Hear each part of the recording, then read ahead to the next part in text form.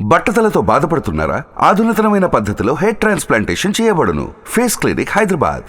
నమస్తే, నేను Keshav. Welcome to Suman TV. ఆంధ్రప్రదేశ్లో పొత్తులపైన కూటమిలో క్లారిటీ వచ్చింది. సీట్ల నంబర్ పైన ప్రధానంగా క్లారిటీ వచ్చింది. కానీ ఎవరు ఏ సీట్లలో పోటీ చేస్తారనే అంశం పైన మాత్రం ఇంకా తర్జన భర్జనలు కొనసాగుతున్నటువంటి పరిస్థితి.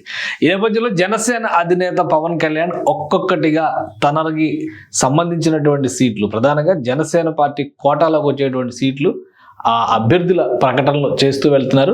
పిఠాపురంకి సంబంధించి తనే బరిలో దిగుతున్నట్టుగా ప్రకటించిన పవన్ కళ్యాణ్ వెంటనే కాకినాడ పార్లమెంటు స్థానానికి కూడా అభ్యర్థిని ప్రకటించారు. ఇప్పుడు తాజాగా కొంతమంది అభ్యర్థులు, ఎంపిక చేసినటువంటి అభ్యర్థులకి నియామక పత్రాలు, అలాగే నియమ నిబంధనల పత్రాలు, వీటితో పాటు నామినేషన్ల పత్రాలు కూడా జనసేన పార్టీ అందిస్తోంది. అంటే దాదాపుగా అధికారికంగా ప్రకటించకపోయినప్పటికీ దాదాపుగా వారినే అభ్యర్థులుగా ఆయా నియోజకవర్గాల్లో బరిలో దింపేటువంటి అవకాశం ఉందనేటువంటి సంకేతాలు చాలా స్పష్టంగా కనిపిస్తున్నాయి. ఈ నేపథ్యంలో మొదటి నియోజకవర్గం జనసేన పార్టీ మొదటి నుంచి ఇది తమ నియోజకవర్గం అని ప్రకటించినటువంటి రాజోలి పైన ఇప్పుడు క్లారిటీ వచ్చింది. అది జనసేన పార్టీ. ఆ క్లారిటీ ఏంటి, అందులో ఉన్నటువంటి మతలబ్ ఏంటి ఒకసారి తెలుసుకునేటువంటి ప్రయత్నం చేద్దాం. ఇది రాజోలు నియోజకవర్గానికి సంబంధించినటువంటి మాజీ ఐఏఎస్ అధికారి దేవ వరప్రసాద్ పవన్ కళ్యాణ్ అందజేస్తున్నటువంటి పత్రాలు. అంటే నియమ నిబంధనల పత్రాలతో పాటు ఇందులో నామినేషన్ పత్రాలు కూడా ఉన్నాయి. గతంలో ఐఏఎస్ అధికారిగా పనిచేసినటువంటి దేవవరప్రసాద్ని రాజోలు నుంచి బరిలో నిలపాలి అనేటువంటి ఆలోచన జనసేన పార్టీ చేస్తుంది. ఈ క్రమంలోనే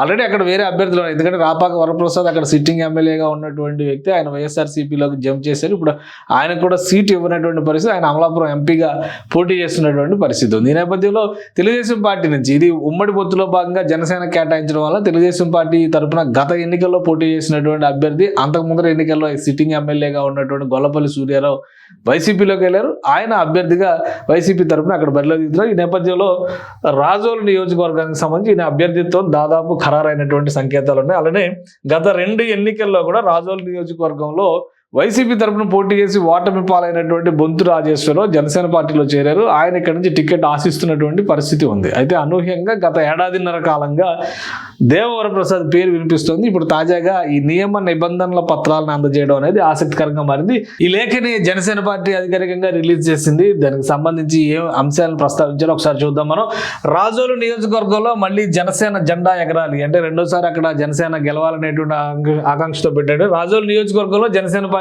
మళ్ళీ జెండా ఎగరేయాలని పార్టీ అధ్యక్షులు పవన్ కళ్యాణ్ ఆకాంక్షించారు. గత ఎన్నికల్లో జనసేనను గెలిపించిన ఆ నియోజకవర్గ ఓటర్లు నాడు చూపించిన ఆదరణని నేడు మరింత పొందాలని వారు మన మీద ఉంచిన విశ్వాసాన్ని నిలబెట్టుకుంటామన్నారు. బుధవారం మధ్యాహ్నం మంగళగిరిలోని పార్టీ కేంద్ర కార్యాలయంలో పవన్ కళ్యాణ్ గారితో రాజోలు నియోజకవర్గ జనసేన నాయకులు, విశ్రాంత ఐఏఎస్ అధికారి శ్రీ దేవ వరప్రసాద్ సమావేశమయ్యారు.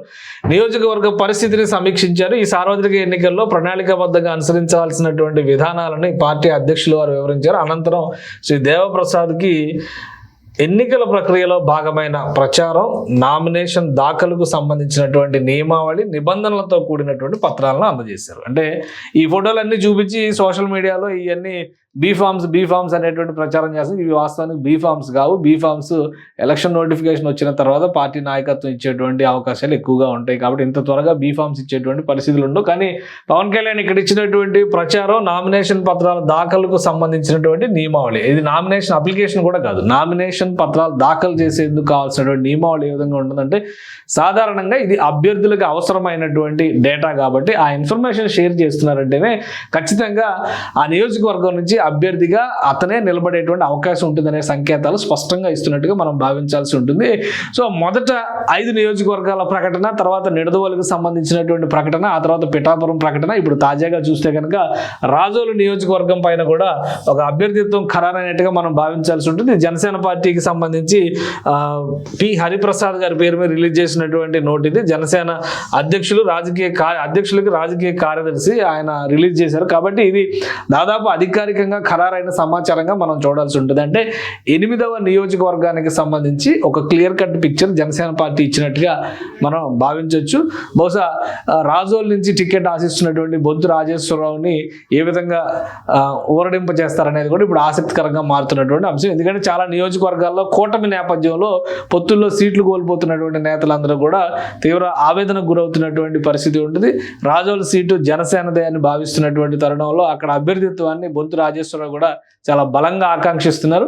ఇప్పుడు దేవవర ప్రసాద్ ప్రజల్లోకి ఏ విధంగా వెళ్తారు, ఎందుకంటే విశ్రాంత ఐఏఎస్ అధికారి కాబట్టి ఈ అధికార యంత్రాంగం నుంచి వచ్చినటువంటి వాళ్ళు ప్రజల్లోకి చొచ్చుకుని పోవడం కొంత కష్టం అనేటువంటి అభిప్రాయం ఉంటుంది. ఈ నేపథ్యంలో ఆయన ప్రణాళికలు ఏ విధంగా ఉంటే ప్రజలతో ఎలా మమేకం అవుతారనేది ఇప్పుడు ఆసక్తికరంగా మారింది.